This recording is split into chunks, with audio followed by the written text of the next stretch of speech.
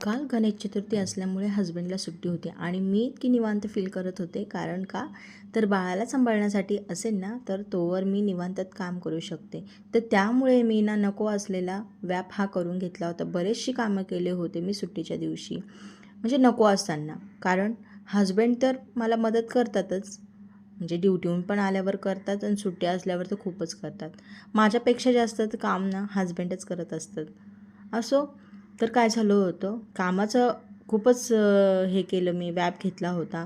जास्तच काम केले होते एक्स्ट्राची सुट्टीमुळे. मग त्यामुळे काय झालं, सकाळी उठायला जरा लेटच झालं. लेट म्हणजे काय, 6:15.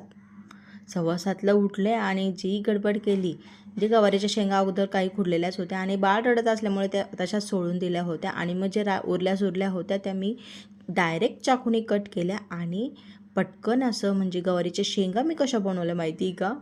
गवारीच्या शेंगा उकळत टाकलेल्या, पीठ मळून घेतलं पटकन आणि नंतर उकळल्यानंतर मी काय केलं, लसूण न सोलताच धुवून घेतला, त्याच्या पाकळ्या स्वच्छ, आणि मिरच्या पण धुवून घेतल्या देठं कापून, आणि ते घेतलं मिक्सरला फिरवून आणि लगेचच फोडणीमध्ये मी ते काही चटणी केली ती टाकली, थोडीशी परतली आणि लगेच शेंगा टाकल्या, थोडीशी हळद टाकली. मीठ तर काही टाकायची गरज नव्हती, मीठ मी शिजताना टाकलं होतं.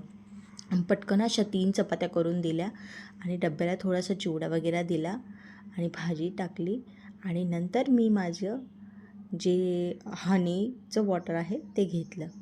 तर एवढी दगदग झाली होती आज, नको असताना बरं का. तर कसा वाटला व्हिडिओ, लाईक शेअर सबस्क्राईब.